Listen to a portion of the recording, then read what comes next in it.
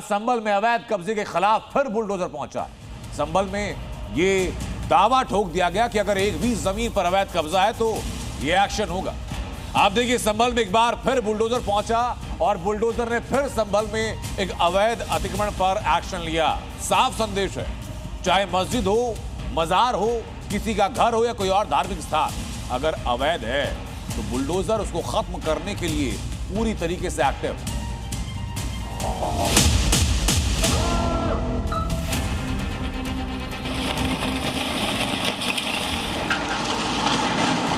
Bulldozer जैसी क्षमता और दृढ़ प्रतिज्ञा जिसमें हो वही बुलडोजर चला सकता है।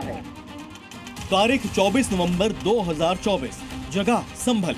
उस दिन मस्जिद के नाम पर कट्टरपंथियों की भीड़ ने संभल को हिंसा की आग में झोंक दिया, जिसके बाद योगी फोर्स ने एक एक दंगाई का हिसाब तो किया ही, साथ ही कब्जा गैंग के खिलाफ बुलडोजर क्रांति भी शुरू कर दी। संभल में बाबा का बुलडोजर एक एक अवैध निर्माण को जमींदोज कर रहा है, यानी जो भी अवैध ढांचा है उसे बुलडोजर समतल कर रहा है। सरकारी जमीन पर कब्जा कर बनाई गई मस्जिद, मजार, मदरसों और मकानों को बुलडोजर मिट्टी में मिला रहा है। कहीं अवैध इमारतों को बुलडोजर ने ध्वस्त किया तो कहीं मियां भाई ने खुद ही हथौड़ा चलाना शुरू कर दिया। यानी जिस कल्की नगरी में कट्टरपंथियों ने अवैध निर्माण की मीनार खड़ी कर दी थी, बुलडोजर उसे मिट्टी में मिला रहा है। संभल में आज बुलडोजर का टारगेट बिछौली गांव था, जहां एक साथ 2 बुलडोजर पहुंचे और अवैध निर्माण को मिनटों में धुआं कर दिया। एक एक कर 5 अवैध मकानों को जमींदोज किया गया। पहले छत पर बुलडोजर चला, फिर दीवार पर पीला पंजा पड़ा और देखते ही देखते अवैध साम्राज्य ध्वस्त हो गया। 20 एकड़ जमीन पर अवैध रूप से कब्जा किया गया था और उसके लिए 3 साल पहले ही नोटिस सर्व किया गया था उन तमाम लोगों को जिन्होंने ये कब्जा किया था। और आज यहाँ पर बुलडोजर की कार्रवाई यहाँ पर शुरू हो गई। बिछौली में ग्राम सभा की करीब 20 बीघा जमीन पर अवैध कब्जा है। 3 साल पहले यानी 2022 में कोर्ट ने अवैध कब्जा हटाने का आदेश दिया था, लेकिन भाईजान नोटिस को नजरअंदाज कर रहे थे। आखिरकार बुलडोजर को मोर्चा संभालना पड़ा। यहाँ अब भी कई अवैध निर्माण है जिसकी पैमाइश चल रही है। इसमें कई धार्मिक स्थल भी हैं। आज ये कार्रवाई की जा रही है, जिस पर अपीलेट कोर्ट से निर्णय आ चुका है उस पर कब्जा हटवाया जाएगा और जिस पर अपीलेट कोर्ट ने मुकदमा विचाराधीन है उसमें मुकदमे के निर्णय का इंतजार किया जाएगा। कुछ धार्मिक स्थल भी हैं सर? बताया जा रहा है कि कोई इमामबाड़ा है। बिछौली गांव की जो जमीन पर कब्जा किया गया है उसका मास्टरमाइंड कोई और नहीं बल्कि ग्राम प्रधान अशफाक था। ग्राम प्रधान और उसके रिश्तेदारों ने सरकारी जमीन पर कब्जा कर मकान बनाए थे। सरकारी जमीन पर जिन लोगों ने भी अवैध कब्जा किया है उस पर यह कार्रवाई चल रही है।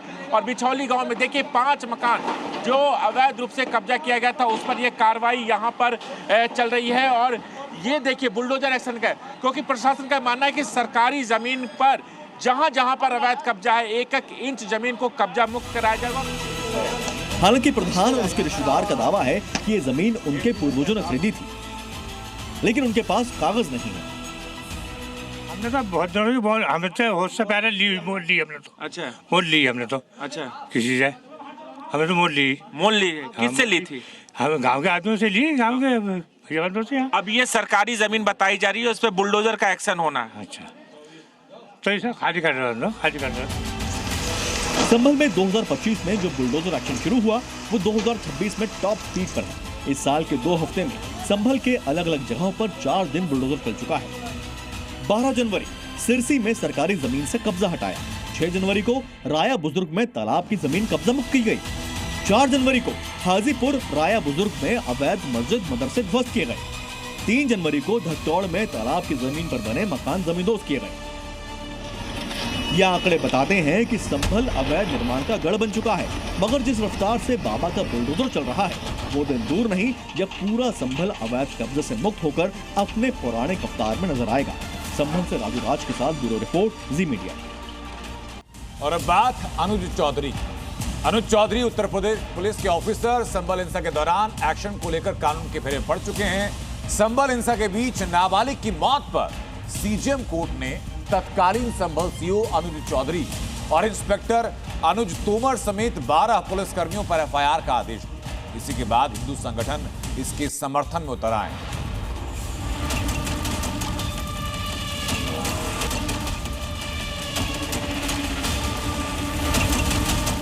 कानूनी फेर में योगी के सिंघम।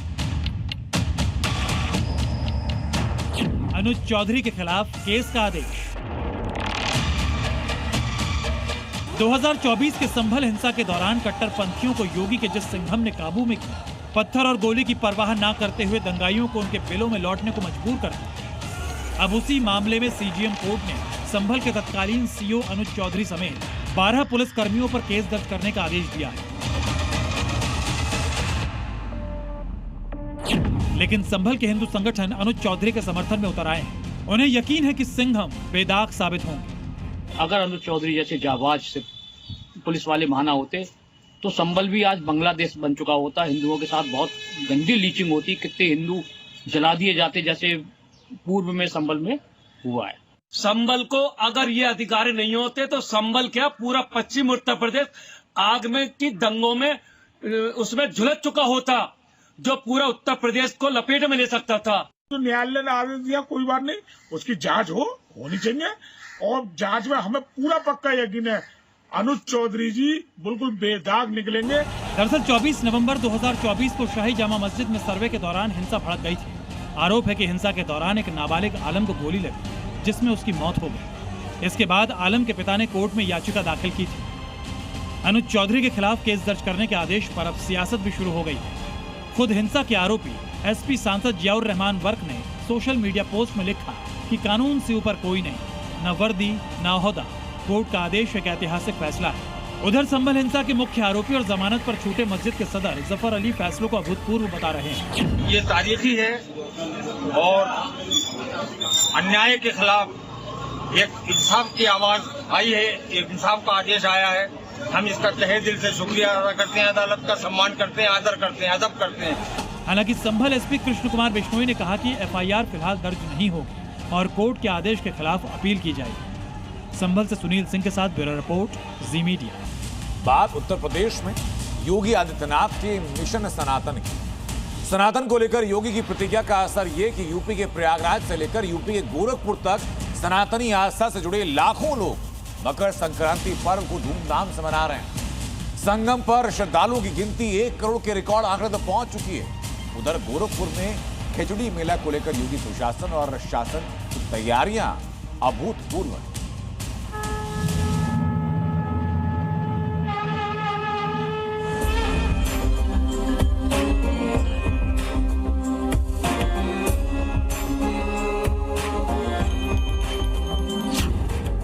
संगम पर आस्था का ज्वार, भव्य मकर संक्रांति त्योहार। पिछले 5-6 दिनों में 1 करोड़ श्रद्धालु स्नान कर चुके हैं। ये है सनातन आस्था। प्रयागराज में भक्ति का तूफान, योगी का मिशन सनातन। मैं बार बार इस बात को कहता हूं कि अगर विश्व मानवता को बचाना है तो उसका एक ही मार्ग है, वह है सनातन धर्म का सम्मान करो। सनातन धर्म सुरक्षित है तो दुनिया में सब कोई सुरक्षित है। यही योगी का स्टाइल है, सत्ता और सनातन दोनों के उद्भव और उन्नति के लिए एक समान समर्पण, जिसकी झलक पहले महाकुंभ में नजर आई और अब वही तत्परता संगम की रेती में आयोजित भव्य दिव्य माघ मेला में दिख रही है। इसी का नतीजा है कि मकर संक्रांति के पावन मौके पर सुबह 6 बजे तक 9,50,000 श्रद्धालुओं ने संगम में स्नान किया। सुबह 10 बजे तक स्नान करने वालों का आंकड़ा 15 लाख को पार कर गया। दोपहर 2 बजे तक संगम में 61 लाख से ज्यादा श्रद्धालुओं ने और शाम 4 बजे तक 75 लाख से ज्यादा सनातनियों ने संगम में डुबकी लगाई। मकर संक्रांति के पावन मौके पर पहले से ही अनुमान लगाया गया था कि 1 करोड़ से ज्यादा श्रद्धालु संगम में डुबकी लगाएंगे।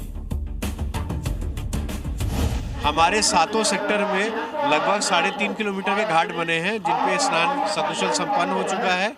हमारी सारी जल पुलिस की टीम, हमारे हर सेक्टर मजिस्ट्रेट, हमारी सेक्टर पुलिस ऑफिसर सभी लोग अपने अपने क्षेत्र में भ्रमणशील हैं और हमारे इमरजेंसी सुविधाएं के लोग सभी लोग अपने हाई अलर्ट पे हैं। किसी भी प्रकार की किसी भी तरह की कंटीजेंसी को एड्रेस करने के लिए यहाँ पे हम लोग ने व्यवस्था की है। साथ में हमारा जो ICCC सेंटर है उससे हम लोग इसकी राउंड द क्लॉक मॉनिटरिंग भी कर रहे हैं। ये सीएम योगी आदित्यनाथ के ही प्रयासों का परिणाम है कि करोड़ों की संख्या में श्रद्धालु देश के कोने कोने से माघ मेला में पुण्य कमाने पहुंच रहे हैं। 3 जनवरी को पौष पूर्णिमा के दिन 30 लाख से ज्यादा श्रद्धालुओं ने संगम में स्नान किया था, जिसके बाद मकर संक्रांति को ध्यान में रखते हुए शनिवार यानी 10 जनवरी को सीएम योगी ने खुद तमाम तैयारियों को जांचा और परखा था। बहुत लंबे समय बाद आया है जब एकादशी और मकर संक्रांति दोनों एक साथ है। व्यवस्थाओं को लेकर भी लोग काफ़ी खुश नज़र आ रहे हैं, क्योंकि आने जाने की जो व्यवस्था है वो देखिए काफ़ी अच्छी बनी हुई। एक ही तरफ से आना है और सीधे आप संगम चले जाएंगे। इधर से वापसी की कोई रास्ते नहीं, दूसरे तरफ से वापसी के लिए रास्ता बनाया गया। कहाँ से आए भाई साहब? नीमका थाना, राजस्थान। राजस्थान से आए हैं? हाँ जी। तो स्नान करने के लिए? हाँ, स्नान करने। व्यवस्थाएं कैसी लगी हैं? व्यवस्था बहुत अच्छी है। सीएम योगी आदित्यनाथ की नजर प्रयागराज के माघ मेला के साथ साथ गोरखपुर में होने वाले खिचड़ी मेले की भव्यता पर भी है। गोरखपुर के खिचड़ी मेले में श्रद्धालुओं की एक एक सुविधा का ध्यान रखा जा रहा है। 30 दिनों तक चलने वाले इस मेले में श्रद्धालुओं की सुविधा को ध्यान में रखते हुए प्रशासन ने व्यापक तैयारियां की हैं। देखिए, सीसीटीवी और अन्य माध्यमों से कंट्रोल रूम वगैरह से हमारी मॉनिटरिंग की जाएगी। बाकी जो भी हमारी डिटेल्स होती हैं, क्योंकि गोपनीय रखी जाती हैं, तो पूरा डिटेल में साझा नहीं करेंगे। बट सुरक्षा के दृष्टिगत, सुगम यातायात के दृष्टिगत जो टेक्नोलॉजिकल इंटरवेंशंस की आवश्यकता महसूस हो रही थी, उन सबको किया गया। प्रयागराज में माघ मेला और गोरखपुर का खिचड़ी मेला योगी प्रशासन और पुलिस के लिए किसी अग्नि परीक्षा से कम नहीं है। लेकिन सनातन को लेकर योगी की भीष्म प्रतिज्ञा ने यूपी में हर सनातनी आयोजन को अभूतपूर्व, भव्य और दिव्य बना दिया है। Bureau report, Zee media. एक तरफ सीएम योगी सनातनी मिशन में हैं, तो उनकी फोर्स अपराधियों के खात्मे के मिशन में। 24 घंटे में यूपी के अलग अलग शहरों से एनकाउंटर की 6 खबरें आई। वो 6 तस्वीरें दिखाऊंगा आपको, जहां गौ तस्कर और हिस्ट्री शीटर शिकंजे में कसे गए। इन अपराधियों में जावेद शामिल, इन अपराधियों में असगर शामिल है, इन अपराधियों में अबरार शामिल। इन तीनों की योगी फोर्स को लंबे वक्त से तलाश थी।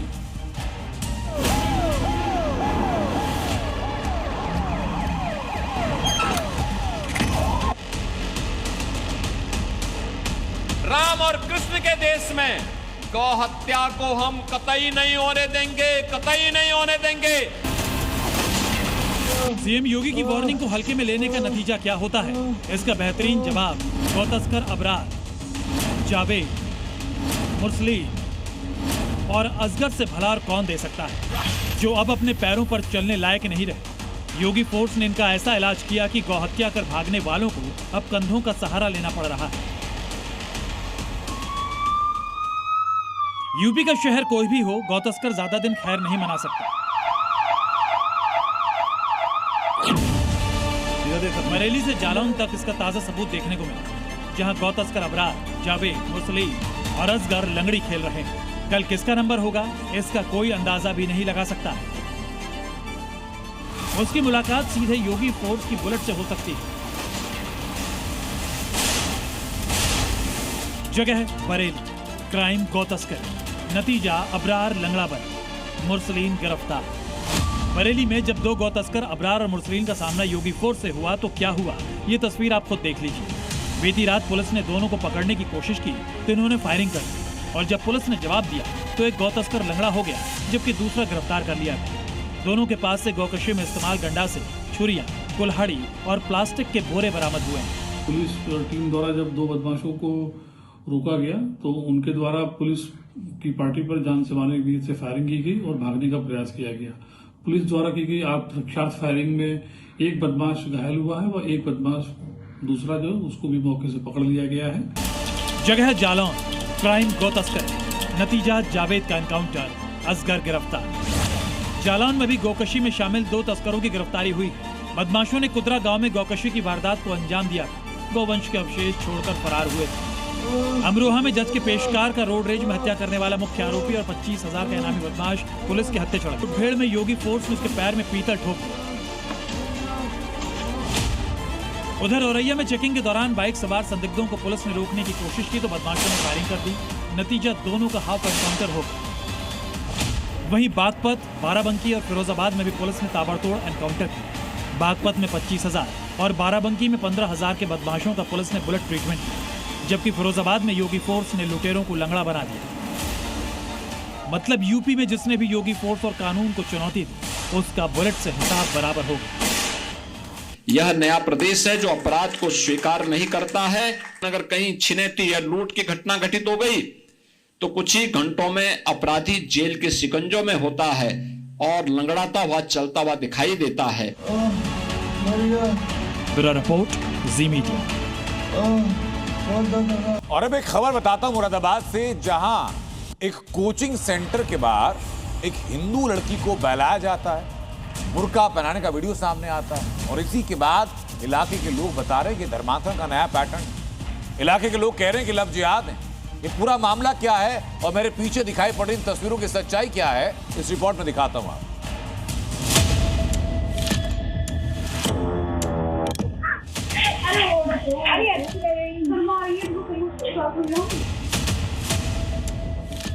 क्या ये मुरादाबाद में धर्मांतरण और जिहाद का नया पैटर्न है? कोचिंग सेंटर में पढ़ने वाली हिंदू लड़की को बुर्का क्यों पहनाया जा रहा है?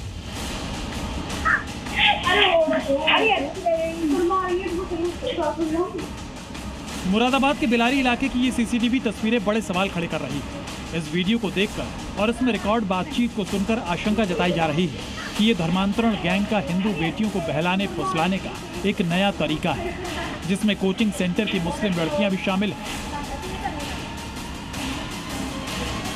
सबसे पहले इस वीडियो की पूरी कहानी समझिए। पिछले साल 20 दिसंबर के इस वीडियो में 2 मुस्लिम लड़कियां बुर्का पहने नजर आती हैं, जबकि उसके साथ लाल स्वेटर में एक हिंदू लड़की भी है। दोनों मुस्लिम लड़कियां हिंदू लड़की को बुर्का पहनने के लिए जोर देती हैं। जब हिंदू लड़की हिचकिचाती है तो उसे खुद बुर्का पहनाती है।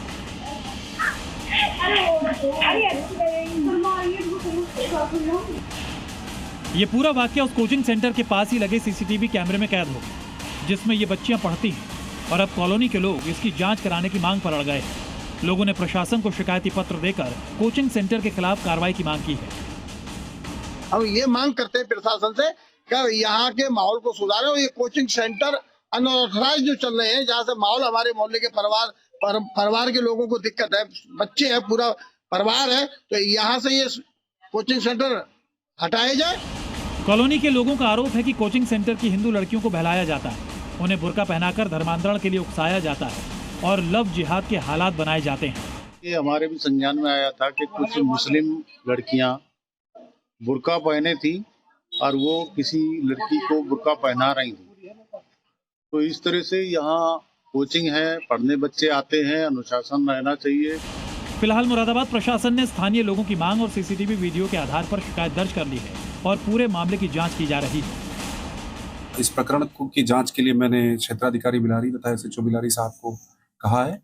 जांच के बाद हम कार्रवाई करेंगे और यह सुनिश्चित करेंगे कि कॉलोनी और जो कोचिंग का संचालन है वो कॉलोनी के निवासियों के सुख सुविधा का भी ध्यान रखा जाए और किसी प्रकार की जिस तरह की शिकायतें हैं उनका भी समाधान हो। जाहिर है मामला संगीन है, खासकर जिस तरह यूपी के अलग अलग शहरों से लव जिहाद और धर्मांतरण के आरोपी पकड़े जा रहे हैं। उसके बाद उस वीडियो के सामने आने से मुरादाबाद में एक नए विवाद का आगाज हो गया है। मुरादाबाद से आकाश शर्मा के साथ ब्यूरो रिपोर्ट, जी मीडिया। इसी बीच लखनऊ के KGMU धर्मांतरण के मुख्य आरोपी रमीज को लेकर एक और खुलासा हुआ। जाकिर नायक को अपना आदर्श मानता था। रमीज का इतिहास खंगाला जा रहा है। एजेंसीज के रडार पर वो सारे लोग हैं जिनके संपर्क में रमीज रहा। 13 साल पहले बनाए गए रमीज के इस्लामिक जहादा और इस्लामिक मेडिकोज ग्रुप से भी कई राज हैं ऐसे जो सामने आ सकते। कहां बैठकें की, उन बैठकों का मकसद क्या था, कितने लोग बैठकों में शामिल होते थे, बैठक की अध्यक्षता कौन करता था, इन ग्रुप में कुल कितने मेंबर थे और बैठक के लिए फंडिंग कहां से होती थी। राजधानी लखनऊ के KGMU में हुए धर्मांतरण मामले को लेकर अब जांच एजेंसियों की आंच आगरा के एक कॉलेज तक पहुंच गई है। रमीज ने इसी कॉलेज से पढ़ाई की थी और उस दौरान उसने एक इस्लामिक मेडिकोज ग्रुप बनाया था। इस ग्रुप का मकसद धर्मांतरण में तमाम लोगों को शामिल कराकर इस पूरी मुहिम को आगे बढ़ाना था।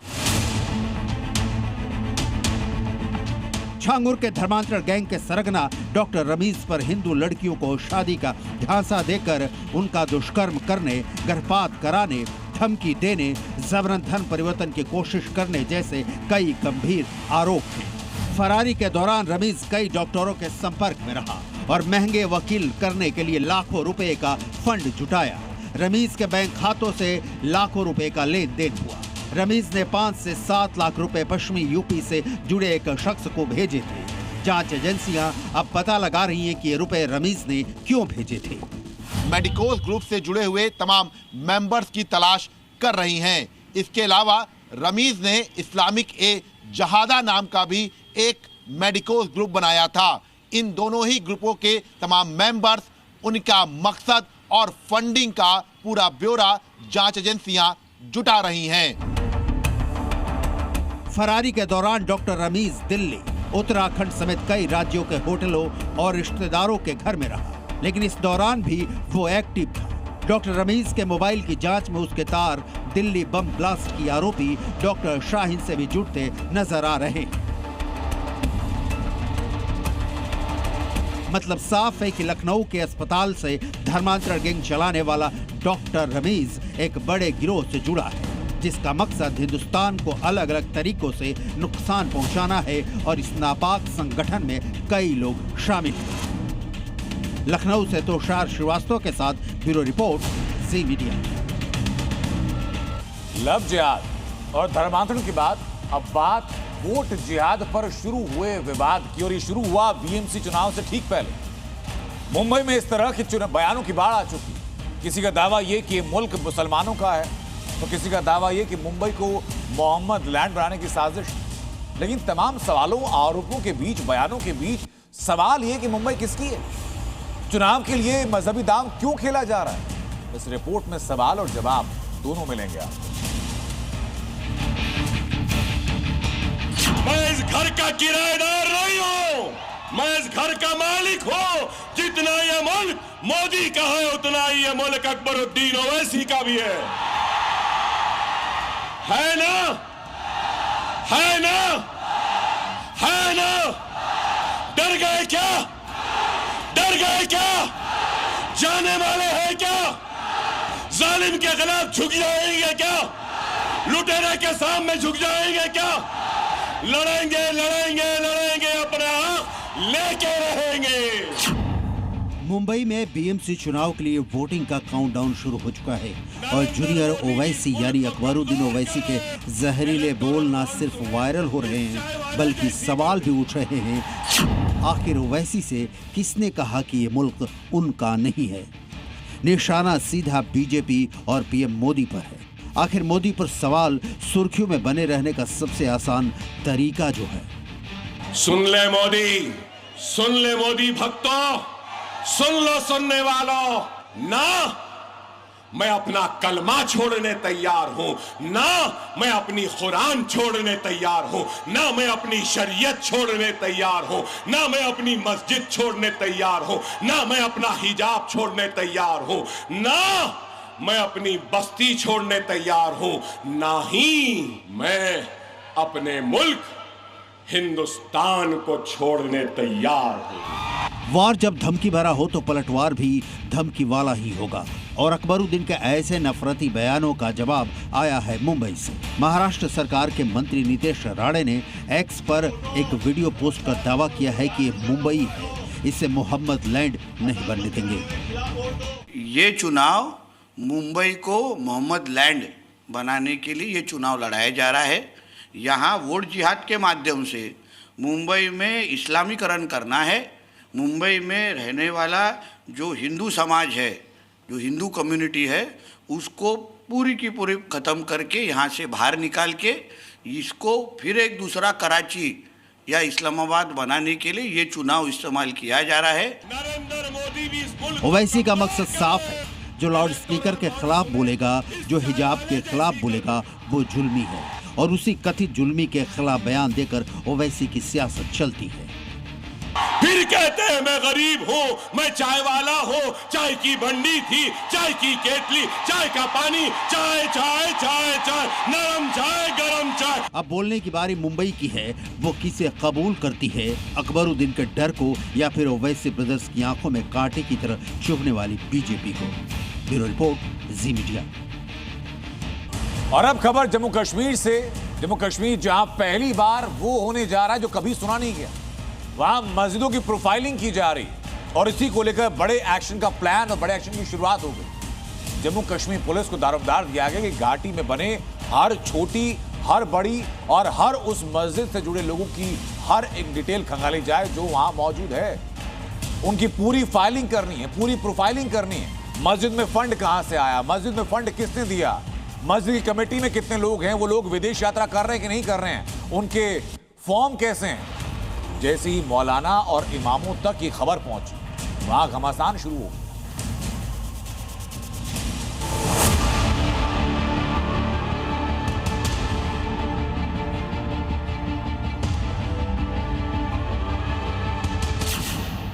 अब जम्मू कश्मीर में मस्जिदों की प्रोफाइलिंग, मौलाना और इमामों का डिटेल वेरिफिकेशन, घाटी में सरकार का एक्शन, सियासी टेंशन। कश्मीर में आतंकवादियों के मददगार सरकारी कर्मचारियों को नौकरी से निकाले जाने और पुलिस की तरफ से घाटी की मस्जिदों को दी जा रही प्रोफाइलिंग से विवाद बढ़ गया। जम्मू और कश्मीर पुलिस ने मस्जिदों के बारे में पूरी जानकारी इकट्ठा करने के लिए घाटी भर में एक एक्सरसाइज शुरू कर दी है। इसके तहत कई मस्जिदों और मस्जिद से जुड़े लोगों को 4 पेज का एक फॉर्म दिया गया है, जिसे कश्मीर के अलग अलग इलाकों की कई मस्जिदों में भेजा गया। फॉर्म के जरिए मस्जिदों से जुड़ी जानकारी और मैनेजमेंट से जुड़े लोगों की छोटी से छोटी डिटेल ली जाएगी। घाटी की सुरक्षा को ध्यान में रखकर हो रही इस एक्सरसाइज की शुरुआत ने मुल्ला मौलवियों की टेंशन बढ़ा दी है।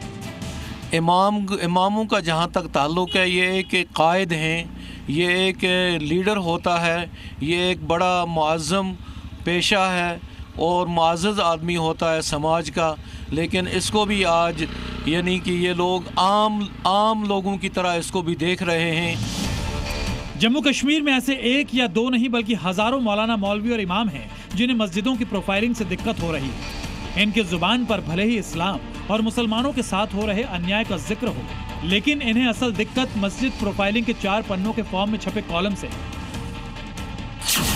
जिसमें मस्जिद से जुड़े सेक्शन में मस्जिदों के बारे में तफसील से एक एक जानकारी मांगी गई, जबकि बाकी पन्नों में मस्जिद कमेटी से जुड़े लोगों की पर्सनल डिटेल मांगी गई। इन पन्नों के जरिए मस्जिद कमेटी से जुड़े लोगों की डिटेल के साथ साथ पहचान साबित करने वाले हर डॉक्यूमेंट की डिटेल शामिल है।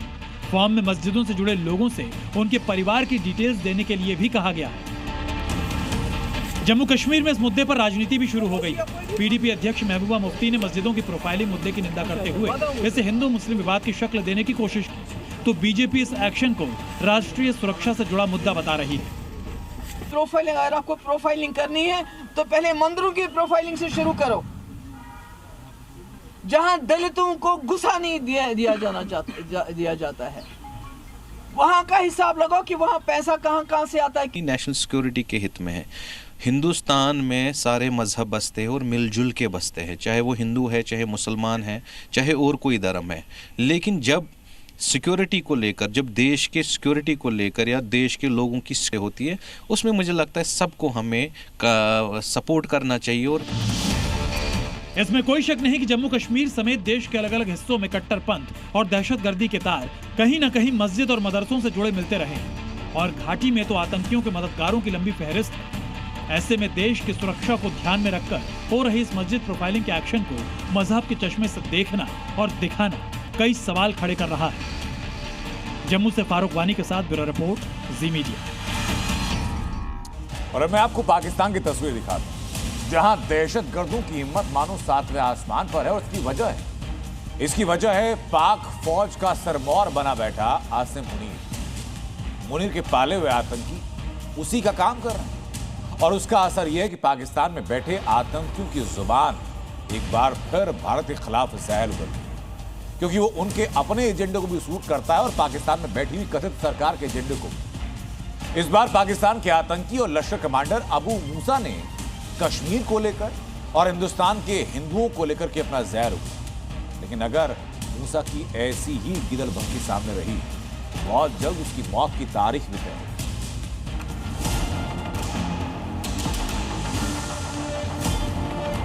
हिंद की सेना के इस शौर्य को आतंकी अबू मूसा ने जरूर देखा होगा। आतंकी मूसा ऑपरेशन सिंदूर को भी नहीं भूला होगा। तभी तो वो पाकिस्तान के कब्जे वाले कश्मीर के चूहों की तरह बिल में घुसा बैठा है और अपने सेफ हाउस से मां भारती के सपूतों को ललकारने का दुस्साहस कर रहा है। तो मूसा के मुताबिक आजादी म्याऊं म्याऊं करने से नहीं मिलेगी, कैसे मिलेगी ये आतंकी मूसा बताएगा और वहां से बताएगा जहां इसका ठिकाना कोई नहीं जान पाएगा। एक बार फिर जान लीजिए, यह वही आतंकी मूसा है जो आतंकी संगठन लश्कर-ए-तैयबा से जुड़ा है। बताया जा रहा है कि यह वीडियो रावलकोट के तात्री नोटे का है जो एलओसी के काफी करीब है। मूसा अपने बिल से म्याऊं म्याऊं कर रहा है। उसे संरक्षण मिला पाकिस्तान की मुनीर सेना का। ऐसा हम इसलिए कह रहे हैं क्योंकि पीओजेके में और एलओसी के पास आतंकी अगर बिना किसी रोक टोक के खुले मंच से भाषण दे रहे हैं तो क्या ये सब पाकिस्तान के हुक्मरानों की जानकारी और सहमति के बिना हो सकता है? भारतीय सुरक्षा और खुफिया एजेंसियों ने इस वीडियो को गंभीरता से लिया है। इसकी लोकेशन, तकनीकी जांच और नेटवर्क की पड़ताल शुरू कर दी गई है। माना जा रहा है कि ऐसे भाषणों का मकसद युवाओं को कट्टरपंथ की ओर धकेलना और सीमा पर आतंकवाद को फिर से हवा देना है। मूसा की इन भड़काऊ बातों में कोई नहीं आने वाला और अगर किसी के दिल में ऐसा ख्याल भी आया तो वो लोग ये जान ले कि श्रीनगर के लाल चौक पर अब तिरंगा लहराया जाता है। भारत माता की जय और वंदे मातरम की गूंज सुनाई देती है। इसलिए आतंकिस्तान के भाड़े के टट्टुओं के पास गिदड़ भभकी देने के सिवा कोई रास्ता भी नहीं है। Bureau report, Zee media. लेकिन पाकिस्तान के अंदर आसिम मुनीर जैसे जैसे मजबूत होता जा रहा है, उसी पैटर्न पर, उसी के समानांतर पाकिस्तान के आतंकियों की कमजोर जड़ें दोबारा मजबूत हुई। क्योंकि आसिम मुनीर को लगता है कि आतंकियों को पालेगा पोसेगा तो पूरी दुनिया को फतेह कर देगा। लेकिन पाकिस्तान खुद आसिम मुनीर के लिए उल्टा साबित हुआ। पाकिस्तान के अंदर और पाकिस्तान के अलग अलग बॉर्डर्स पर जो हो रहा है उसके बाद ये दूरी मुसीबत फंसा है।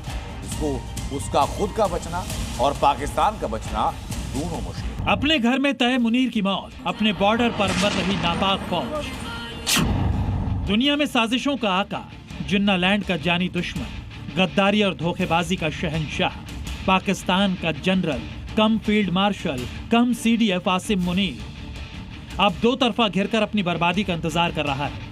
एक तरफ इमरान खान के खिलाफ साजिशों को लेकर मुनीर का पाकिस्तान के अंदर ही जमकर विरोध हो रहा है, तो दूसरी तरफ बॉर्डर पर जनरल की भगौड़ी फौज तहरीक-ए-तालिबान पाकिस्तान यानी टीटीपी का शिकार हो रही है। पाकिस्तान में एक बार फिर से सुरक्षा बलों को निशाना बनाकर हमला किया है और यह अटैक हुआ पाकिस्तान के उत्तर पश्चिमी खैबर पख्तूनख्वा प्रांत के टैंक जिले में। यह हमला पुलिस की बख्तरबंद गाड़ी को निशाना बनाकर किया गया। जानकारी के मुताबिक रिमोट कंट्रोल बम के जरिए पुलिस की गाड़ी को टारगेट किया गया। विस्फोट इतना जोरदार था कि बख्तरबंद वाहन के चीथड़े उड़ गए और इस धमाके में 7 सुरक्षा बल जवानों की मौत हो गई। हमला सोमवार को हुआ था, लेकिन अब तहरीक-ए-तालिबान ने इस घटना की जिम्मेदारी लेते हुए हमले का वीडियो जारी कर दिया। टीटीपी से उलझने के बाद सुरक्षा बलों की लगातार मौत ने पाकिस्तानियों को भी गुस्से से भर दिया है। पाकिस्तान के रावलपिंडी में पीटीआई समर्थक एक बार फिर सड़कों पर उतरे। हजारों कार्यकर्ताओं ने अडियाला जेल के बाहर धरना प्रदर्शन किया और इमरान की रिहाई की मांग की। साथ ही मुनीर और शहबाज की जोड़ी से आजादी के नारे भी बुलंद कर दिए।